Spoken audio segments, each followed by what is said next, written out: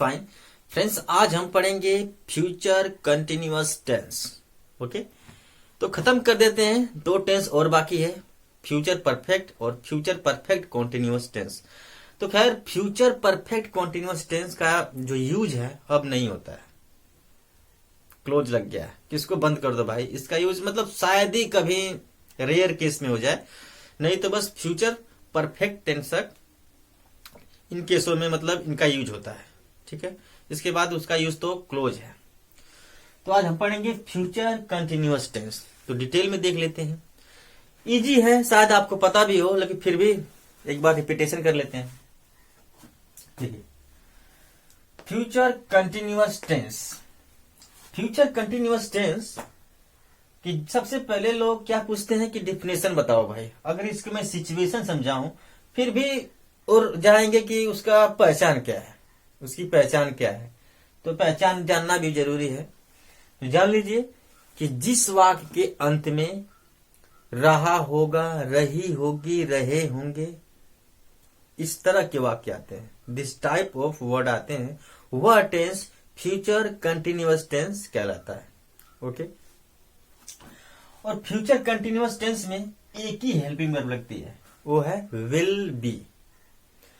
आप कह सकते हैं कि यहाँ पे शैल बी नहीं है।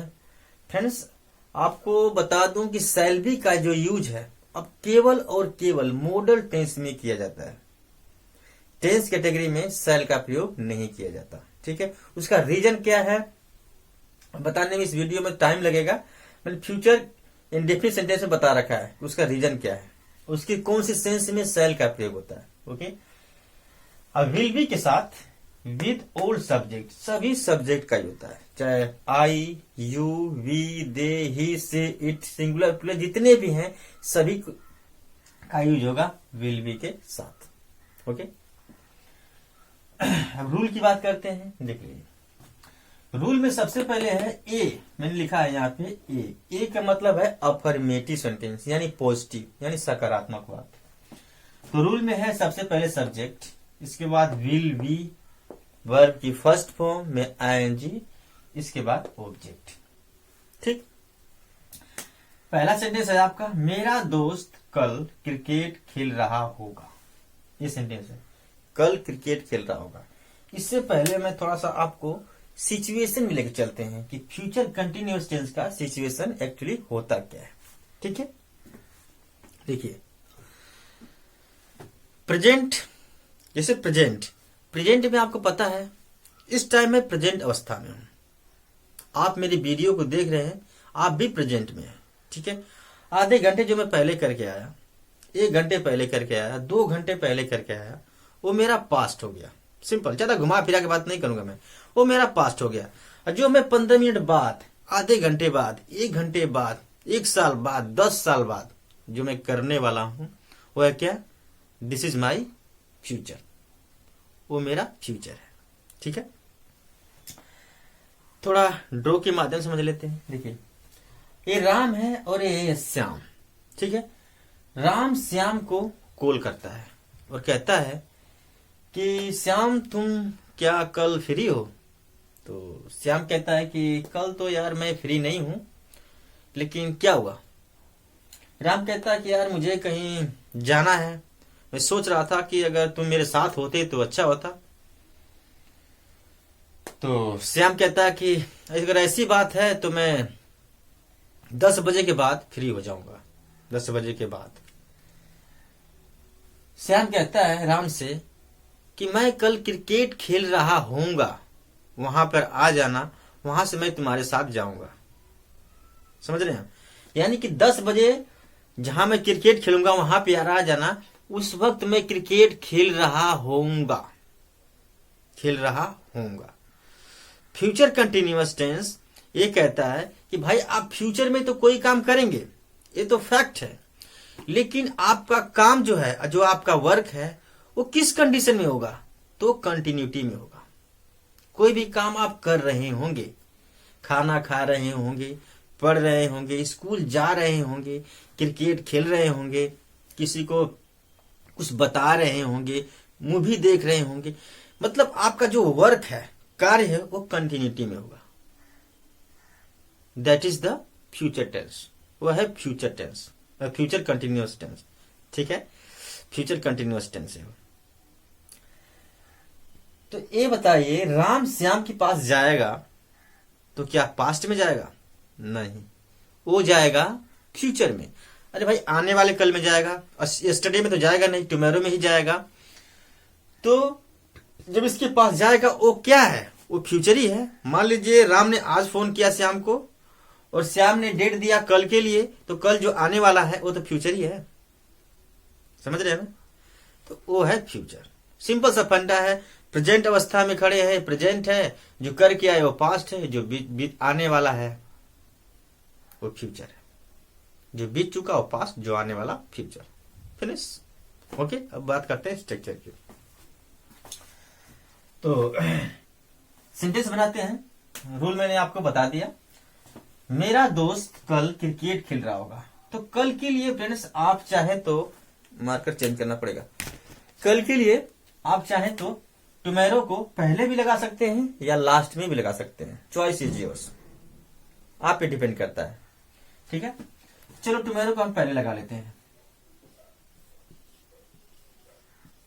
थोड़ी जगह की कमी है, मैं छोटी लिख लेता हूं। टुमारो को मैंने निकाल दिया। सेंटेंस क्या बचा? मेरा दोस्त क्रिकेट खेल रहा होगा इन फ्यूचर, फ्यूचर में। तो मेरा दोस्त सब्जेक्ट है, my friend, my friend. Okay, will be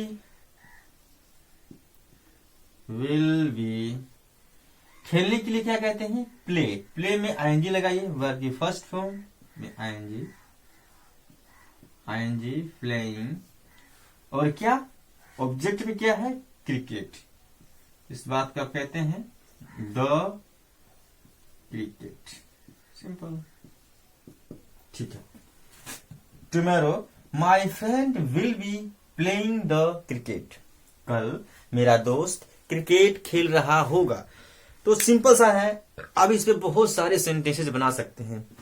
कल मेरी माँ मंदिर जा रही होगी, तो tomorrow my mother will be going to temple. कल मैं अपने दोस्त के साथ क्रिकेट खेल रहा हूंगा। Tomorrow I will be playing the cricket along with my friend. Simple, बहुत इजी है, आप आराम से सेंटेंस बना सकते हैं। इसके बाद है निगेटिव सेंटेंस। निगेटिव सेंटेंस में क्या है? विल नोट के बीच में, मतलब विल बी के बीच में नोट आ जाता है। ऐसा नहीं कि विल बी नोट, ऐसा नहीं, विल नॉट बी। रूल क्या होगा? सब्जेक्ट विल नॉट बी, वही वर्ब की फर्स्ट फॉर्म में आईएनजी, इसके बाद ऑब्जेक्ट। सिंपल। रिया कल स्कूल नहीं जा रही होगी। कल के लिए टुमारो। ठीक है, कल को मैंने बाहर निकाल दिया, क्या बच गया? रिया स्कूल नहीं जा रही होगी। तो रिया सब्जेक्ट है, Riya will not be going to school.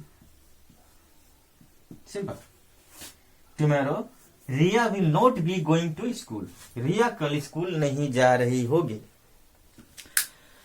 बच्चे कल स्कूल नहीं जा रहे होंगे। The children. फ्रेंड्स, जब मैं द लगा दिया ना चिल्ड्रन के आगे, तो पूरे बच्चों की बात हो गई। आपको चिल्ड्रंस नहीं करना है। द लगा दिया, इसके मतलब पूरी कम्युनिटी की बात होगी, सब बच्चों की बात होगी। ठीक है, तो the children will not be going to school. Simple, कल बच्चे स्कूल नहीं जा रहे होंगे। कल मेरा दोस्त कपड़े नहीं धो रहा होगा।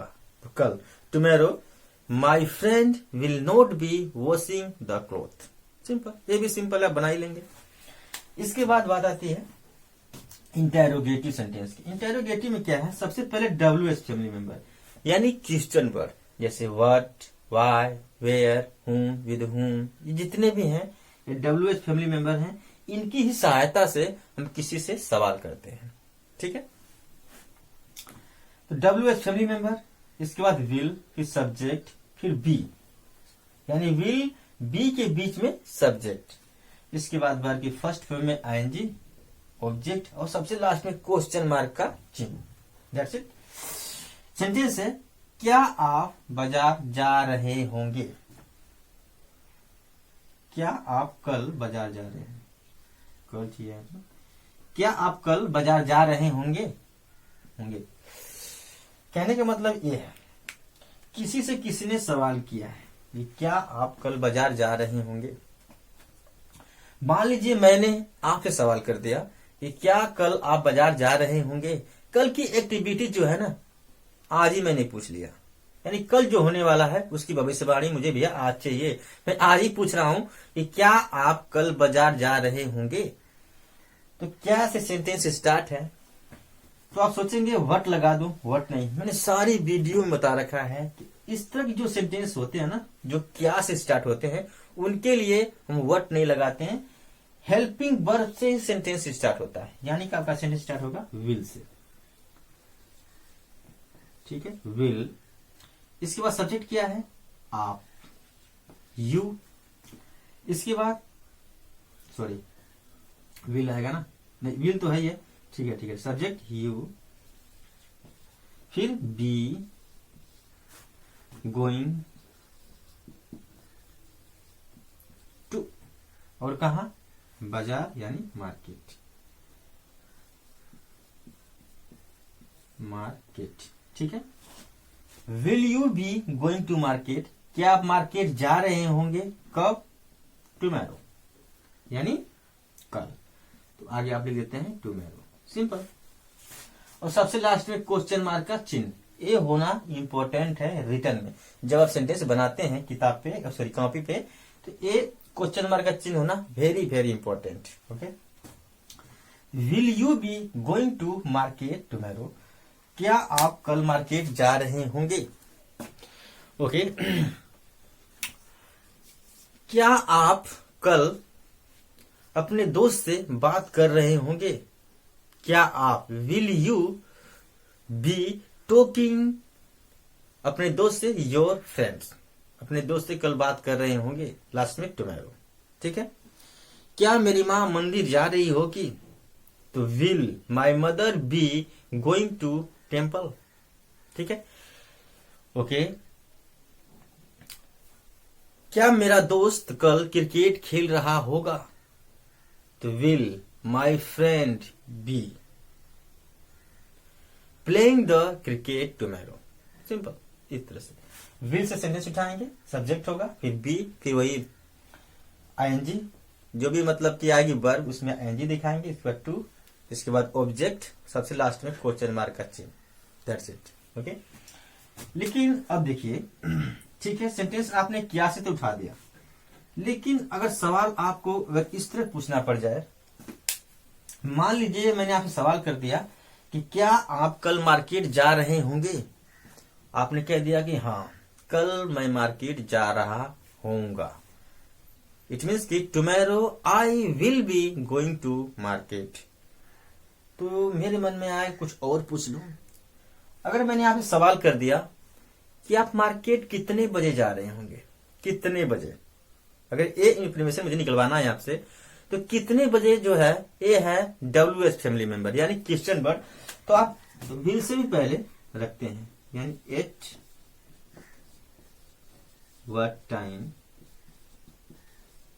ठीक है, at what time will you be going to market, आप कितने बजे मार्केट जा रहे होंगे। ठीक है, टुमारो लगाएं ना लगाएं वो तो आपके पूछने के सेंस पे है। At what time will you be going to market, आप मार्केट कितने बजे जा रहे होंगे। आपने मुझे आंसर किया कि कल मैं मार्केट 3 बजे जा रहा हूंगा, 3 बजे। तो आप बोलेंगे कि tomorrow I will be going to market around 3 o'clock, लगभग 3 बजे। 3 बजे मैं मार्केट जा रहा होऊंगा। ओके, तो मैंने फिर सवाल कर दिया आपसे, अच्छा आप मार्केट किस लिए जा रहे होंगे, किसी काम से तो जा रहे होंगे, किस लिए। तो किस लिए की इंग्लिश क्या होती है, फॉर व्हाट या व्हाट फॉर। तो what for will you be going to market, आप मार्केट किस लिए जा रहे होंगे।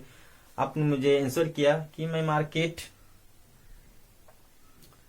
कुछ सामान खरीदने जा रहा हूँ, कुछ सामान, मतलब किसी सामान का आपने नाम नहीं लिया, कुछ लगा दिया, तो आप बोलेंगे कि टुमारो आई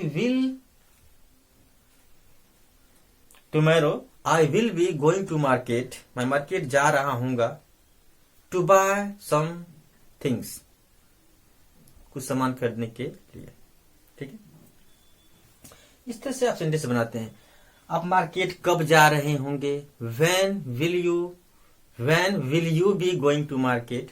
आप मार्केट किसके साथ जा रहे होंगे, with whom will you be going to market. Okay, आप मार्केट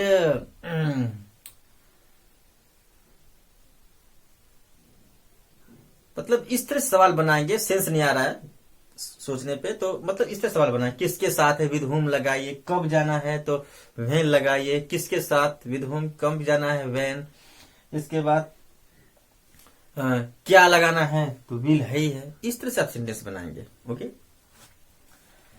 ये तो हो गया। ठीक है, इसके बाद हम बात करते हैं इसकी, ये बहुत इंपॉर्टेंट है, इसलिए इंपॉर्टेंट है कि इसके बारे में मतलब कम स्टूडेंट को पता होता है। ऊपर में लिखा है वेरी वेरी इंपॉर्टेंट। इसका यूज हम कब करते हैं, होता तो है फ्यूचर में ही, लेकिन इसका सेंस क्या होता है ये देख लेते हैं। देखिए, विल का यूज तो आप जानते हैं कि फ्यूचर के लिए होता ही होता है। ठीक है, यहां में लिखा है वुड बी। वुड बी का यूज फ्यूचर कंटिन्यूअस टेंस में कौन से सेंस में होता है, देखिए, इन प्रेजेंट। इसका मतलब कहेंगे इन प्रेजेंट में लिखा है, इसका मतलब क्या है, देखिए, वुड बी का यूज हम फ्यूचर कंटिन्यूअस टेंस में तब करते हैं, ध्यान से सुनिएगा, जब बात हो प्रेजेंट की, समझ रहे, जब बात हो रही हो प्रेजेंट की और सेंटेंस हो फ्यूचर का। मतलब कि सेंटेंस आप बोलेंगे जो ना, देखने में ये लगेगा कि सेंटेंस फ्यूचर का है, लेकिन जो सेंटेंस का सेंस होगा वो प्रेजेंट का होगा। समझ रहे हैं? अब मैं आपको एग्जांपल दूंगा तो आप बिल्कुल क्लियर हो जाएंगे। जैसे मान लीजिए मैं घर पर बैठा हूं, ठीक है, और मेरा भाई उस वक्त पढ़ रहा है, तो मेरे भाई का दोस्त मेरे पास आया और मुझसे पूछा कि इस वक्त राहुल कहाँ है, और मैंने सेंटेंस बोला कि इस वक्त राहुल पढ़ रहा होगा। कौन सी कंटिन्यूटी कर रहा होगा, पढ़ रहा होगा। ये बताइए, ये तो फ्यूचर नहीं है। मैंने फिलहाल की बात किया, बिल्कुल प्रेजेंट की बात की कि मेरा भाई इस वक्त पढ़ रहा होगा, और जब मेरे भाई का दोस्त जाता है मेरे भाई के पास, देखता है तो उस वक्त वो पढ़ रहा होता है, कहता कि अच्छा पढ़ रहा है। ये तो फ्यूचर नहीं है। लेकिन सेंटेंस के लास्ट में क्या आया, मेरा भाई पढ़ रहा होगा, तो देखने में ये लगेगा विल भी लगा दूं। खैर, आप विल भी लगाएंगे तो स्पीकिंग में चलता है, स्पीकिंग में लोग बोलते हैं तो सेंस से पता लग जाता है कि यह बोलना चाहता है। यानी आपने राइट नाउ लगा दिया तो विल भी फोर्स मार दिया जाता है कि प्रेजेंट की बात है। लेकिन अगर सही ग्रामर और सही सेंस सीखना है तो जब भी फ्यूचर कंटिन्यूअस टेंस में प्रेजेंट की आपको बात करना है तो आप लगाते हैं वे वुड बी। ठीक है, वुड बी। सेंटेंस कैसा होगा, जैसे इसी सेंटेंस को हम ले लेते हैं, मेरा दोस्त कल क्रिकेट खेल रहा होगा। ठीक है, ये तो कल लगा दिया तो बिल्कुल फ्यूचर की बात हो गई। कल को मैं यहां से इरेज कर देता हूं। देखिए, कल को मैंने इरेज कर दिया, मेरा दोस्त क्रिकेट खेल रहा होगा। ठीक है, मेरा दोस्त क्रिकेट खेल रहा होगा, यानी मेरा दोस्त क्रिकेट खेल रहा था एक टाइम, और मेरे दोस्त का कोई और फ्रेंड या मेरा ही फ्रेंड आया और पूछा कि यार अमन इस वक्त क्या कर रहा है, तो मैंने कह दिया कि यार अमन इस वक्त क्रिकेट खेल रहा होगा, इस वक्त, और वो खेल भी रहा है। तो कहने का मतलब ये है, ये तो प्रेजेंट नहीं है, ये तो फ्यूचर है। तो आप सेंटेंस क्या बोलेंगे, my friend would be playing the cricket right now. ठीक है, मेरा दोस्त आ रहा होगा इस वक्त, मुझे पक्का पता है कि मेरा दोस्त आ रहा होगा। तो जब भी ऐसा सेंस आए, इस बात को आप समझें कि जब भी ऐसा सेंस आए, आप विल भी नहीं लगाते, आप लगाते हैं वुड बी। तो मेरा दोस्त इस वक्त आ रहा होगा, तो my friend would be coming right now, मेरा दोस्त इस वक्त आ रहा होगा। ठीक है। बच्चे इस वक्त स्कूल जा रहे होंगे, the children would be going to school. Simple, इस वक्त स्कूल जा रहे होंगे, ये सेंस होता है। इसके बाद है मे बी। मे बी का भी फ्यूचर कंटिन्यूअस टेंस में होता है। किस सेंस में? जब बात हो संभावना की, पॉसिबिलिटी की। जैसे मान लीजिए आपको गुजरात जाना है, ठीक है, गुजरात जाना है मान लीजिए, आपको नहीं किसी को भी जाना है। तो कहने का मतलब ये है कि जब ऐसी सिचुएशन आए कि पॉसिबिलिटी की बात हो, हम 4-5 लोग एक जगह बैठे हैं, ठीक है, और किसी के बारे में हम तुलना कर रहे हैं, ठीक है, कोई आने वाला है और अब तुलना करते हैं कि यार अभी तक तो आया नहीं, पता नहीं आएगा कि नहीं आएगा। और उसमें से एक व्यक्ति कहता है कि यार वो इस वक्त आ रहा होगा, इस वक्त आ रहा होगा। लेकिन कहने का मतलब ये है, ठीक है, कि जब आप पूरी तरह से श्योर नहीं है, अंदर से श्योर नहीं है, कहने का मतलब आप कंफ्यूजन में है, डालमा में है कि वो आ रहा होगा कि नहीं आ रहा होगा, वहां पे आप सेंटेंस बोलते हैं मे बी। जैसे शायद वाला सेंस में कि शायद मेरा दोस्त इस वक्त आ रहा होगा, तो शायद लगाना, शायद नहीं बोलना है, लेकिन कहने का मतलब मे बी से समझने वाला अगला समझ जाएगा कि अच्छा आप कंफ्यूजिंग की बात कर रहे हैं, मेरा दोस्त इस वक्त आ रहा होगा। ठीक है। तो my friend may be coming right now, इस वक्त आ रहा, लेकिन उसमें शायद है, इसमें शायद छिपा है, पॉसिबिलिटी छिपी है, समझ रहे हैं। इस तरह का कोई भी सेंटेंस, शायद वो खाना बना रही होगी, शायद, तो she may be cooking the food, शायद वो खाना बना रही होगी। और माइट बी का यूज भी इसी सेंस में होता है, तो थोड़ी सी स्ट्रॉन्ग पॉसिबिलिटी में होता है मे बी का, लेकिन माइट बी का बिल्कुल लो पॉसिबिलिटी, यानी ये 70 पे है, 70% पे है, तो 50-50 ले लीजिए कि शायद वो खाना बना रही होगी, बिल्कुल एकदम डायलमा में कि शायद वह खाना बना रही होगी।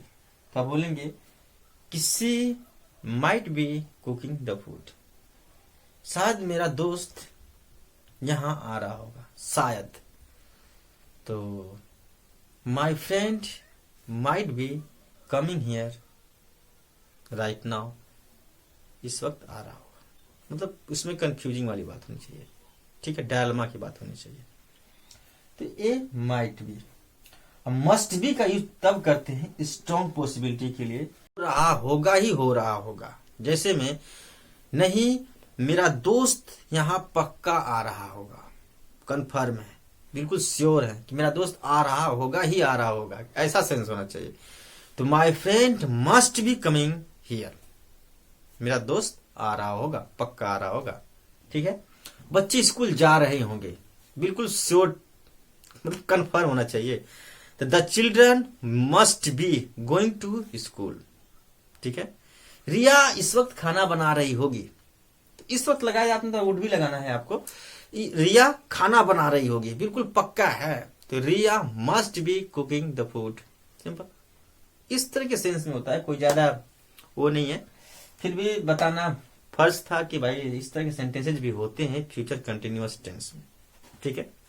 तो फ्रेंड्स, एक्चुअली क्या है कि मेरे पास माइक नहीं है, without mic I am making the video, तो थोड़ा दिक्कत है कि माइक नहीं है, इसलिए थोड़ा आवाज में थोड़ी क्लैरिटी नहीं है। कई बार लोग कमेंट करते हैं कि आपकी थोड़ी आवाज में दिक्कत है। बाकी जो वीडियो क्वालिटी मैं मोबाइल से ही शूट करता हूँ, मेरे पास कोई वैसा DSLR भी नहीं है। DSLR तो है फ्रेंड्स, लेकिन मेरे पास उतना व्यवस्था भी नहीं है कि मैं वीडियो अच्छी तरह से शूट कर सकूं, तो कोई बात नहीं।